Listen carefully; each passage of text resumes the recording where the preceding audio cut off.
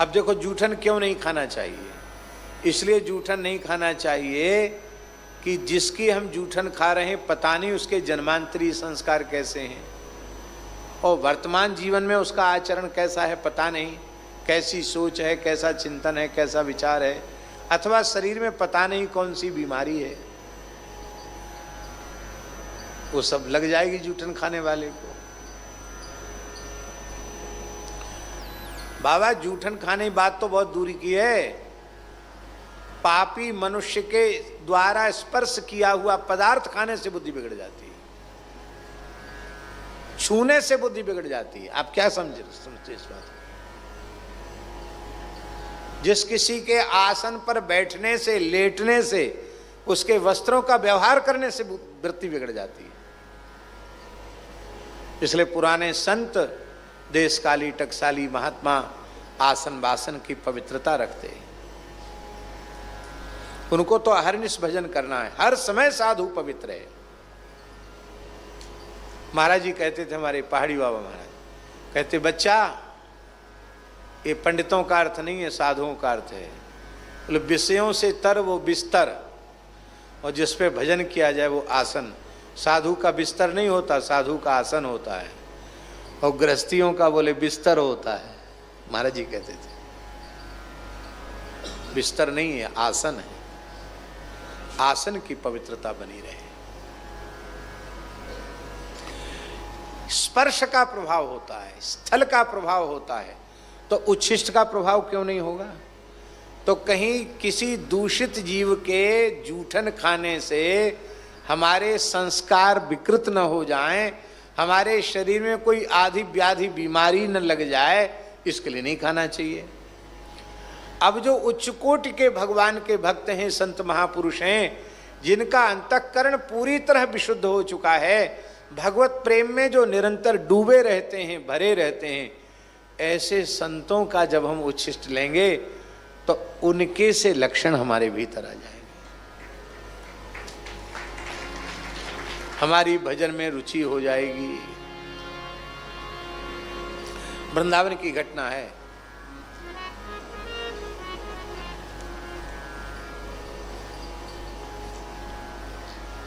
एक महापुरुष मिले, एक संत की सच्ची घटनाएं हैं।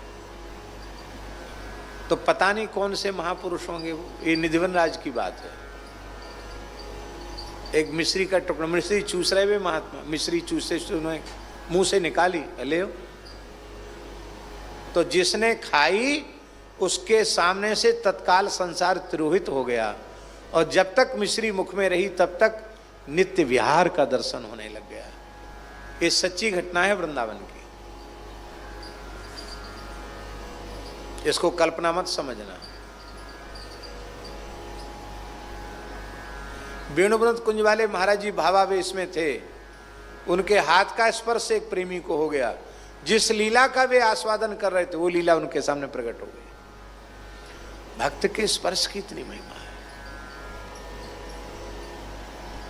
अरे बहुत दूर की बात जाने दो, ये बैठे हमारे गणपत जी नाम है ना, राजस्थान की धरती पर एक संत हुए, राजपुरोहित समाज में परम सिद्ध संत श्री खेताराम जी महाराज। उनके शिष्य हैं, वो भी बहुत वृद्ध हैं, तुलसाराम जी महाराज ब्रह्मपीठ के आचार्य, वो भी सिद्ध संत हैं। तो तुलसाराम जी महाराज बालक थे, 9-10 साल के रहे होंगे, बच्चों के साथ खेल रहे थे। बाबा सत्य घटना है। एक सिद्ध महात्मा आए गए, दिगंबर, नंगे धड़ंगे, शरीर में धूल मिट्टी लग रही है। बच्चा भिक्षा कराओगे, भिक्षा कराओगे? तो वो और बच्चे तो सब डर गए उनसे, महात्मा से। ये छोटे बालक थे, श्रद्धापूर्वक 5 को प्रणाम किया।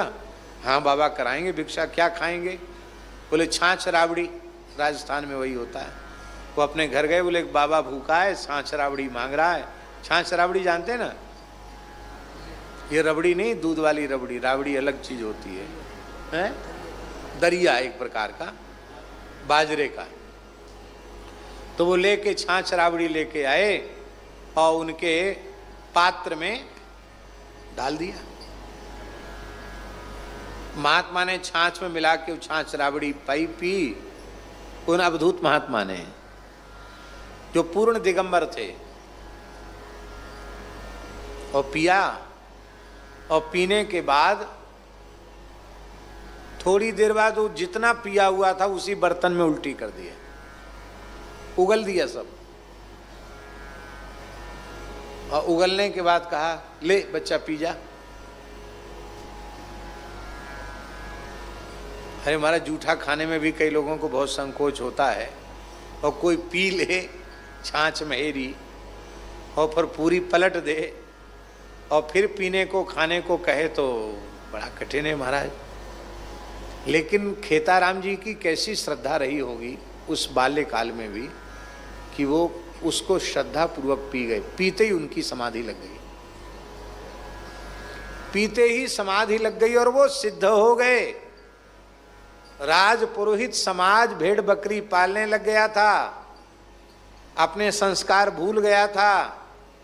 आसोतोरा में ब्रह्मपीठ की स्थापना करके और ब्राह्मणों में फिर से ब्रह्मत्व जगा के उन्होंने अद्भुत काम किया। परम सिद्ध संत थे वो, केवल एक संत के उच्छिष्ट का प्रभाव था। दूसरी घटना हम सुनाते हैं। हमारे पूज्य गुरुदेव पहाड़ी बाबा महाराज कहते थे कि तानसेन स्वामी जी के पास संगीत विद्यालय नहीं आया। स्वामी जी कोई संगीत विद्यालय थोड़ी चलाते थे, तो बिहारी जी को रिझाते, वहीं बैठ के कछु सुन ले, समझ ले, सीख ले। तो कहते स्वामी जी के चरणों में रहकर संगीत साधन करते हुए 12 वर्ष हो गया।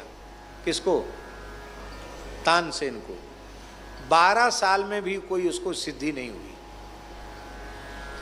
एक दिन स्वामी जी ने बिहारी जी का अधरामृत जो कुछ वो बाटी लेते थे उसको पा करके, और वो दोना जो था दोनी, उस दोनी को फेंकना चाहते थे तो तानसेन ने हाथ बढ़ा दिए।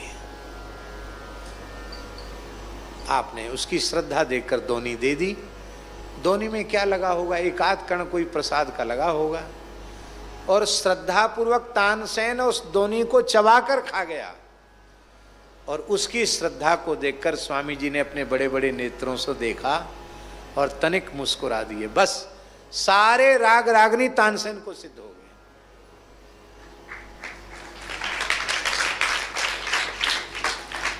ताली वाली मत बजाओ ना, ऐसे सुनो खाली। सारे राग रागनी सिद्ध हो गए। श्री रामानुजाचार्य जी के जीवन की घटना है। वो जिन अपने गुरु यादव प्रकाश जी के विद्यालय में पढ़ते थे, यादव प्रकाश आचार्य बहुत बड़े विद्वान थे। जिस दक्षिण के राजा के राज्य में उनका विद्यालय संचालित था, सारी वृत्ति राजा की ओर से प्राप्त होती थी विद्यालय की। उस राजा की कन्या को ब्रह्म राक्षस का प्रकोप हो गया। अब वो किसी तंत्र मंत्र झाड़ फूक से ठीक ही ना हो, तो राजा ने यादव प्रकाश जी से कहा कि इसको ठीक कर दो। तो यादव प्रकाश जी आए, बड़े विद्वान तो थे ही, मंत्रज्ञ थे, तंत्रज्ञ थे। वो कुछ इलाज करने लगे, भूत प्रेत भगाने वाला। सोई वो ब्रह्म राक्षस से आविष्ट वो कन्या बोली, हे मूर्ख अल्प शक्ति वाला, क्या मुझे भगाएगा? तू मुझे भगा नहीं सकता है। क्यों? क्योंकि तू मेरे जितना पंडित भी नहीं है, विद्वान भी नहीं है, और तू तो इसी जन्म में ब्राह्मण हुआ है। मैं 7 जन्म से ब्राह्मण होता चला आ रहा हूं, शास्त्रों का मर्मज्ञ विद्वान होता चला आ रहा हूं।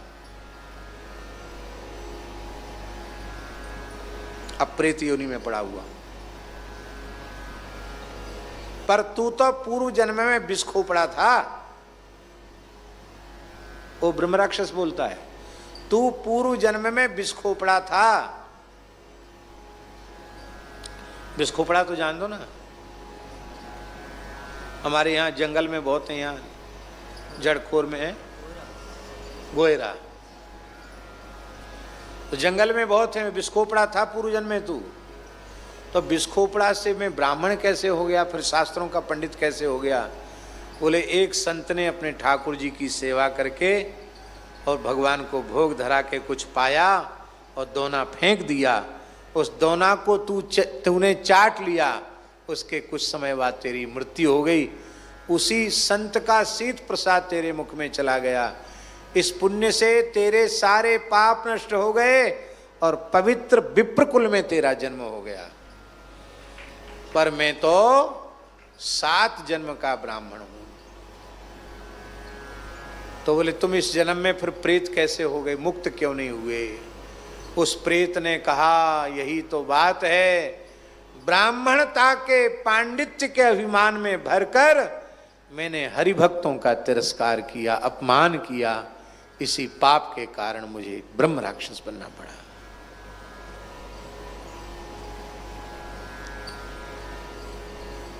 तो इसको क्यों पकड़ा, इसको छोड़ दो। बोले नहीं, मैं उद्धार के लिए आया हूं।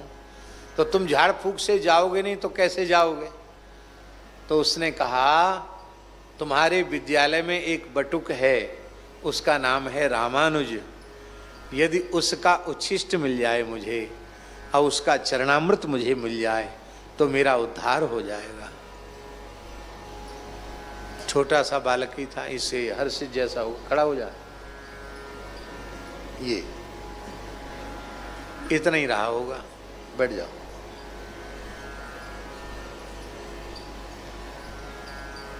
तो जैसे ही बालक का चरणामृत दिया गया, प्रसाद दिया गया, वो तत्काल मुक्त हो गया। बोले मैं विमान में बैठकर वैकुंठ जा रहा हूं। संत शीथ प्रसाद की अनंत महिमा है। एक ब्रजवासी बालक हो वृंदावन को,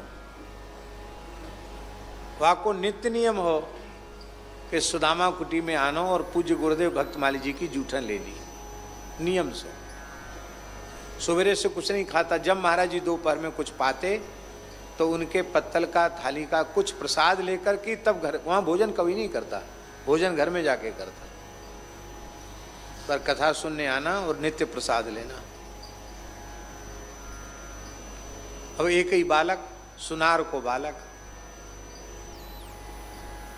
अब ब्याह के योग्य भयो।